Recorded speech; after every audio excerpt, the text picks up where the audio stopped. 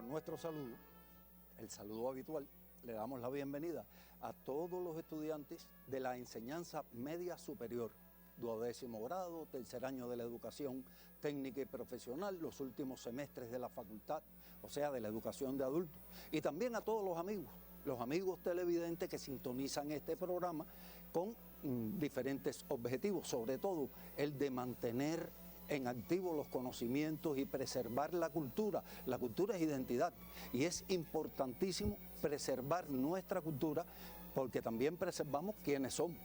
Hoy vamos a continuar con el estudio de la gramática que comenzamos en la clase anterior, de las clases de palabras, de su integración en el texto, y pienso que de la clase anterior quedó con suficiente claridad, si no usted lo fija ahora, esa relación que hay entre pensamiento, lenguaje y comunicación como parte de la actividad superior del ser humano. Lo que nos hace superiores al resto de las figuras de la naturaleza es esa capacidad para expresar nuestros pensamientos por medio de este código lingüístico que además debemos perfeccionar constantemente.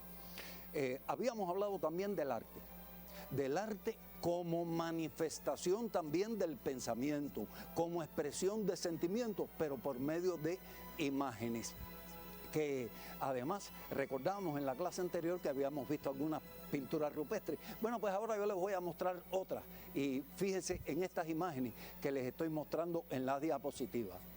Esta vez no son de las cuevas de Altamira en España, sino de las cuevas de Lascaux en Francia.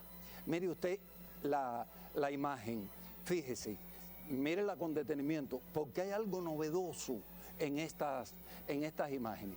Usted observa, el hombre primitivo no vivía permanentemente en las cavernas. Él tenía que seguir los periodos en que los animales eran abundantes, y por eso en las cavernas aparecen pinturas superpuestas unas encima de la otra. Ahora, en esta que les estoy mostrando hay algo que es novedoso. ¿Lo puede distinguir? Mire, un primer elemento humano que aparece a fines del Paleolítico, aparece, y son las manos que bien el hombre primitivo pudo haber manchado sus manos con la pintura y haberla plasmado sobre la pared, o bien pudo motear la silueta de las manos o soplarlas. Mire, probablemente ese sea el primer antecedente de los actuales hebreos, pero aparecen ya las manos. Hay otro elemento interesante en la diapositiva, que son estos círculos concéntricos, de los cuales no podemos saber realmente en qué pensaba el hombre primitivo cuando estaba haciendo estos dibujos. ¿Qué significación, qué símbolo sería para él estos círculos concéntricos? Quiero decirle que en Cuba hay pinturas rupestres en ciertas cavernas, que por cierto, cuando las personas salen de exploración debemos preservar no solo como entorno natural, sino también como un posible dato histórico. En esta otra diapositiva que les estoy mostrando, una escena de caza, usted recuerda algo: el arte primitivo está relacionado con el trabajo. El trabajo es esencia del hombre. Bueno, pues el lenguaje y la comunicación son esencias del hombre. Mire, la entrada en el proceso de humanización del hombre, que es el trabajo, y la comunicación la comunicación y el arte, que van permitiendo perfeccionar ese proceso de humanización. Ahora, observe, en esta escena de caza ya aparece el hombre, pero está mirando la diferencia, porque así mismo es como hay que leer los textos escritos con palabras, mirando con detenimiento, tratando de profundizar. Los animales muy reales, sin embargo, el hombre aparece estilizado.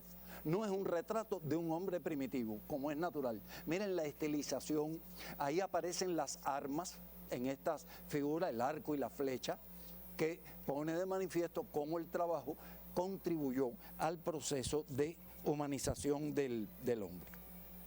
Y como de pinturas estuvimos hablando en la clase anterior y en esta vamos a recordar esa magnífica pintura de Goya, porque vamos a continuar con este texto. Vamos a ver la maja vestida.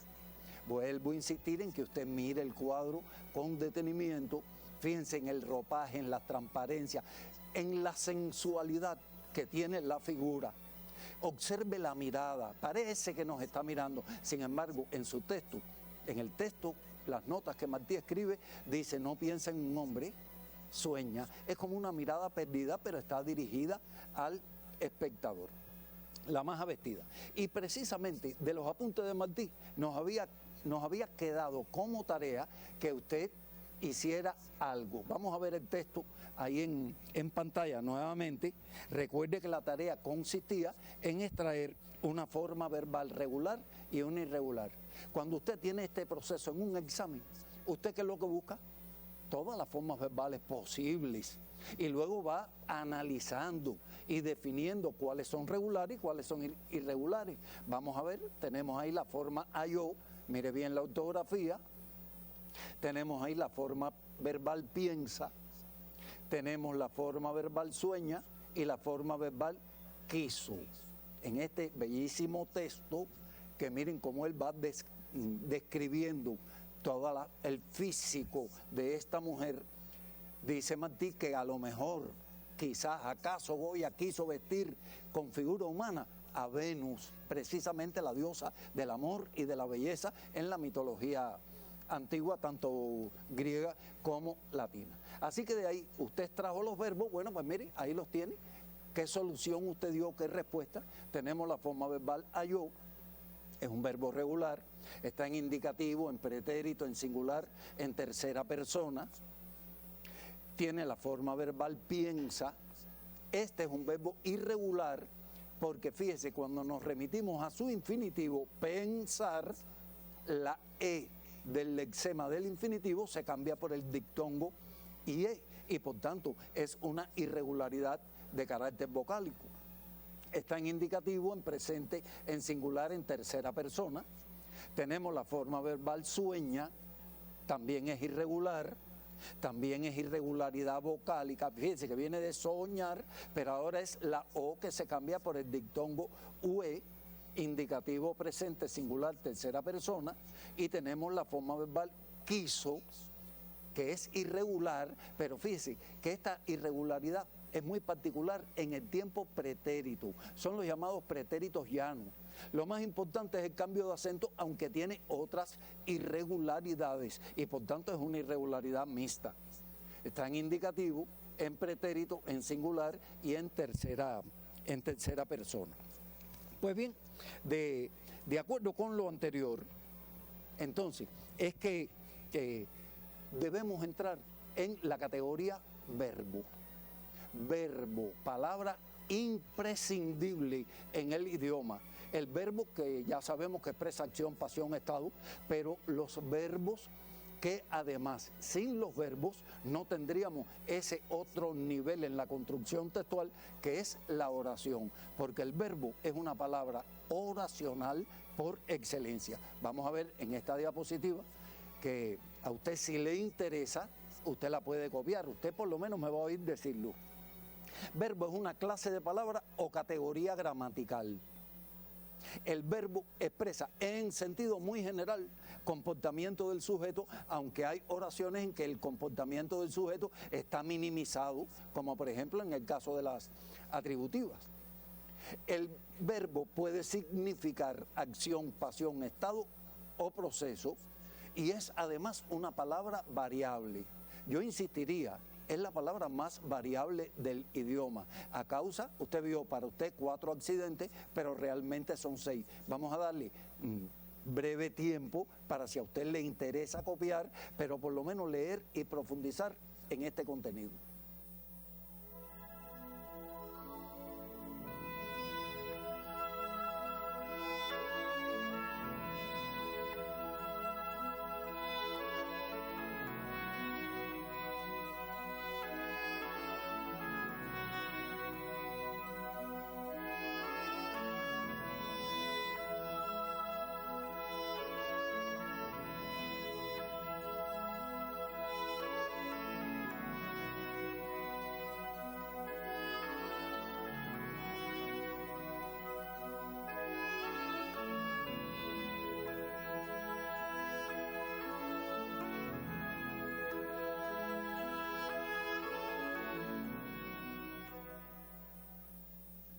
Bueno, como habíamos planteado hasta este momento, el verbo es una palabra fundamental.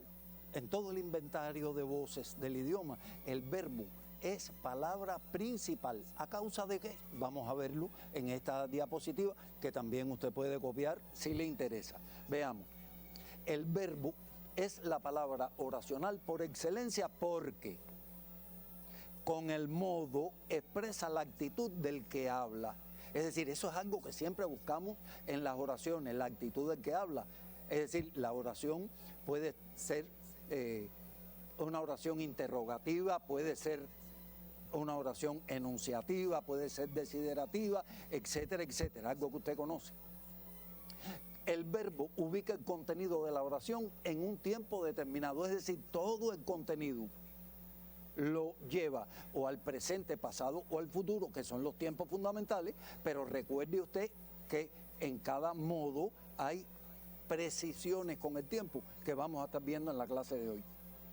El verbo contiene a la persona gramatical del sujeto, por eso es que es tan fácil en español la omisión del sujeto, porque el verbo contiene a su persona gramatical.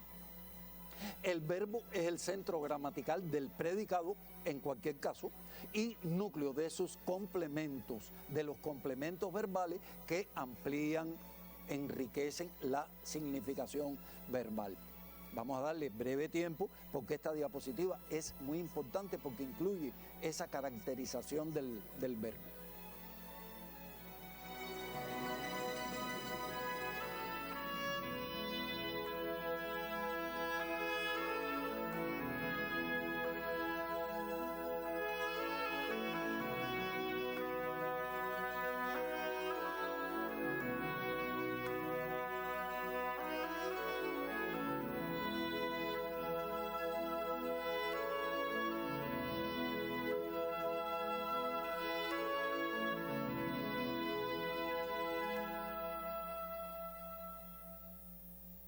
Bueno, ya quedamos en que el verbo es una palabra imprescindible por estas razones que vimos anteriormente. Ahora, el sistema verbal en español. Usted debe recordar, lo hemos insistido en clases anteriores y estoy seguro que su profesor en el aula se lo ha dicho, nuestra lengua procede del latín, pero se enriqueció con lenguas de otros lugares como las lenguas germanas, la lengua árabe e incluso nuestro continente con las lenguas aborígenes enriquecieron el español. De modo tal que el sistema verbal en español tiene sus peculiaridades. Vamos a ver en la siguiente diapositiva. Recuerde, usted va escribiendo a dos manos todo lo que pueda. Veamos, el sistema verbal en español presenta dos clases fundamentales de verbos. Fíjese, no es la única clasificación, solo estoy refiriéndome a las clases fundamentales. Verbos copulativos, que son en esencia, fundamentalmente los verbos ser y estar. Su profesor puede haberle explicado que hay otros verbos que se asimilan a copulativos, que pueden estar a medio camino entre un verbo copulativo y uno predicativo. Pero si a usted en un examen le mandan a escribir una oración atributiva, prefiera las formas de los verbos ser y estar, que eso le va a asegurar que usted va a dar una respuesta acertada. Y los verbos pueden ser predicativos. El sistema verbal en español, además, se estructura en tres formas. Inciso A, formas no personales del verbo. Son las formas más despojadas de significación ocasional. Algunos autores, algunos gramáticos y lingüistas incluso le llaman formas nominales porque son los nombres del verbo. Son los infinitivos, los participios y los gerundios. Generalmente pueden tener hasta pronombres enclíticos, pueden estar referidos a un sujeto pero jamás concordar con él. Es decir, no tienen esa forma. Inciso B, las formas verbales. Este es el verbo conjugado. Fíjense que se lo pueden preguntar de cualquiera de los modos. Es el verbo al que se le han aplicado el modo, el tiempo, el número, la persona, la voz, el aspecto, en fin, todos los accidentes. Y finalmente, las perífrasis verbales. Fíjense, El inciso A y el B pueden ser objeto de prueba. Usted tiene que prepararse para reconocer y clasificar las formas no personales del verbo. Debe reconocer sus funciones, debe reconocer formas verbales, bueno, ya vimos regulares, irregulares, simples, compuestas, en un texto determinado, y determinar los accidentes gramaticales que tiene. Ahora, las perífrasis verbales, aunque no las vamos a especificar, yo voy a mostrar un par de ejemplos, porque es importante que usted sepa que a veces el concepto verbal ha necesitado de dos verbos, uno conjugado y uno en forma no personal, para hacer más rico el concepto verbal. Y aunque no sea objeto de prueba, usted sí debe aprender a leerlo. Así que vamos entonces a ver las formas no personales del verbo. Vamos a la diapositiva. Los infinitivos, por razones de comodidad, yo voy a utilizar los verbos modelos que usted conoce desde secundaria básica: amar, temer y partir. Son verbos que son regulares en toda su conjugación. El infinitivo se identifica porque tiene las terminaciones ar, er, ir, que agrupan todo el sistema verbal en tres conjugaciones: verbos de primera conjugación, de segunda conjugación, de tercera conjugación. Los infinitivos, además de su clásica función verbal, también pueden realizar función sustantiva. Así que un infinitivo puede ser el sujeto de la oración, o puede ser el complemento directo, o puede ser el núcleo de un predicado nominal. Los participios tienen las terminaciones ado, ido para los verbos de las diferentes conjugaciones: primera conjugación, segunda y tercera. Cuando el participio es irregular, tiene las terminaciones to, so, cho. Y pueden realizar función verbal o función adjetiva. Ya eso lo hemos visto algunas veces en clase. Los gerundios tienen las terminaciones ando y endo. Pueden realizar función verbal y función adverbial. Pienso que esto usted lo domina, que usted lo conoce, y por tanto vamos a recordar que cualquiera de estas formas puede tener un pronombre enclítico cuando el pronombre es complemento del verbo. Si va adelante, va separado de él, pero cuando va detrás, se pega al verbo como si fuera una palabra. Y esto generalmente es una dificultad para el estudiante, porque a veces le piden extraiga una forma no personal y no ven que pedirle es esa forma no personal, es el infinitivo, solo que tiene el pronombre le enclítico. Diciéndoselo es el gerundio más el pronombre se más el pronombre lo. Es decir, esto es algo que uno cuando lee el texto debe leerlo con sumo cuidado. Entonces, vamos a ver, en el texto que nos ocupaba, los apuntes de Martí, ¿qué formas no personales hay? ¿Cómo usted las clasificaría? Bueno, pues mire, haga ese ejercicio. Vamos a darle, como es muy fácil, vamos a darle un tiempo muy breve.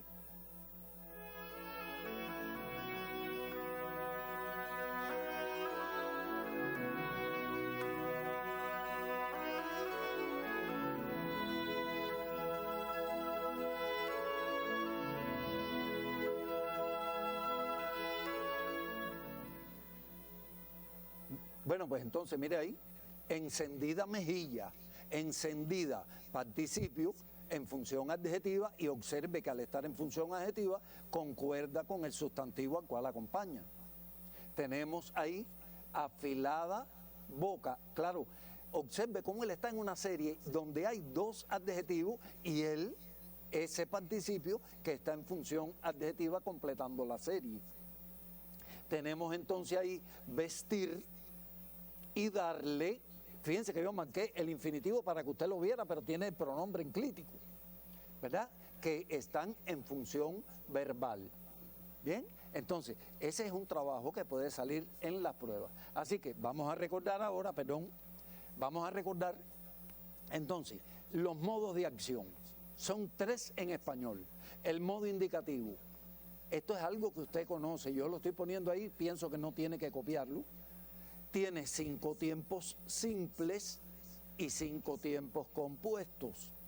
Observe lo simétrico que es este sistema. Al presente le corresponde el antepresente, al copretérito el antecopretérito, al pretérito el antepretérito, al futuro el antefuturo y al pospretérito el antepospretérito. Fíjese, modo indicativo con 10 tiempos, 5 formas simples y 5 tiempos compuestos. Observe que esto puede ser objeto de prueba. Extraiga una forma verbal simple, extraiga una forma verbal compuesta. En el modo subjuntivo hay 6 tiempos. Voy a decirles rápidamente, los futuros están en desuso. Por tanto, en cualquier texto actual, usted va a encontrar en subjuntivo, en presente o en pretérito, en antepresente o en antepretérito. Fíjese que en los tiempos compuestos es muy importante el verbo auxiliar, que es el verbo haber. En esto pienso que usted no tiene ningún problema. Y el modo imperativo, que es el modo de las órdenes, de los mandatos, de los ruegos, de las solicitudes, que a veces se matiza por la buena educación que tenemos con el por favor, usted sería tan amable, y entonces utilizamos a veces el subjuntivo en lugar del imperativo para matizar la orden. El imperativo nada más que tiene un tiempo, el presente, y una persona, la segunda. Por tanto, tiene la forma canta para tú o cantad para el sujeto vosotros. Bien, entonces, visto los recordados, los modos y los tiempos, quiero que vean en esta diapositiva, es solo a modo de ejemplo, para que vea oraciones con frases o construcciones verbales en que entran más de un verbo. Mire usted ese bellísimo poema 20 de Neruda, del que extraje este verso, puedo escribir los versos más tristes esta noche. Mire, puedo escribir. ¿Cuántos verbos la integran? La forma verbal puedo está conjugada y el infinitivo escribir indica que tengo la potencia, la posibilidad. En el otro ejemplo, voy a estudiar profundamente ese contenido, entran 2 verbos también, incluso con una preposición como relator entre estas 2 formas de verbo. Voy, verbo auxiliar conjugado, y estudiar. Y en el último, anda repitiendo la misma fórmula. Mire, a veces esto uno lo hace cuando quiere memorizar algo. Por tanto, la forma verbal anda y el gerundio repitiendo, que le da carácter continuado.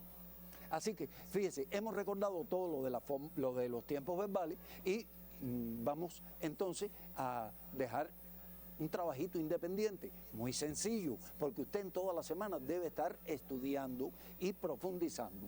Mire, extraiga las formas verbales y determine modo, tiempo, número y persona del siguiente enunciado adaptado de su libro de texto. Con esto insisto en que el libro de texto es la herramienta fundamental. Y el enunciado dice, el viaje que realizó Carpentier a Haití le causaría gran impresión, razón por la que escribe años después El reino de este mundo. Mire, determine cuántas formas verbales, determinen cada una, modo, tiempo, número y persona, y eso es un buen ejercicio. Tómele una foto o escriba solamente el texto y vamos a ver la segunda tarea porque ya estamos en el final de la clase. Determine si son regulares o irregulares las formas verbales, las siguientes. Clasifique el tipo de irregularidad y las formas verbales que tenemos son observará, tendré, estudiaba, juega, aplaudió y crezco. Esto lo va a hacer que usted profundice en los verbos regulares y en los irregulares, esté convencido de cuándo un verbo es irregular y cómo clasificarlo. Y entonces, pues, con esta segunda tarea que usted debe escribir, debe realizar con tiempo, debe buscar toda la información que pueda, pues simplemente usted va a tener trabajo para la semana, además de leer los textos. Lea, relea lo que dice el libro, relea capítulos de la novela El reino de este mundo, relea los cuentos, relea los poemas, busque otra vez las canciones, que es toda la literatura que hemos ido trabajando, porque a partir de las clases de la semana próxima vamos a ir haciendo ejercicios de sistematización, con textos de diferentes hechos literarios de los que hemos estudiado aquí, de los que usted tiene en el libro de texto. Desde luego, si usted quiere, puede escoger, en el caso de la poesía cantada, otra canción. En el caso de la poesía, puede escoger otro poema, pero en la misma medida en que vamos orientando cómo se lee el texto, cómo se responden preguntas de interpretación, cómo se responden preguntas de gramática, de construcción textual relacionado con este poema, usted se va a ir preparando para vencer el curso cuando el Ministerio de Educación, que es el único autorizado para indicar cuándo vamos a empezar a asistir a la escuela, en qué modo lo vamos a hacer, cuándo entonces se realizarán las próximas pruebas de ingreso. Todo eso es el Ministerio de Educación, que usted debe estar al tanto de esa información. Mientras tanto, aprovechamos el tiempo en el aula. ¿Y cuál es nuestra aula? La casa. No salimos de ella innecesariamente para preservarnos y preservar a nuestra familia. Y así, con esta concepción, pues nos despedimos hasta el próximo encuentro.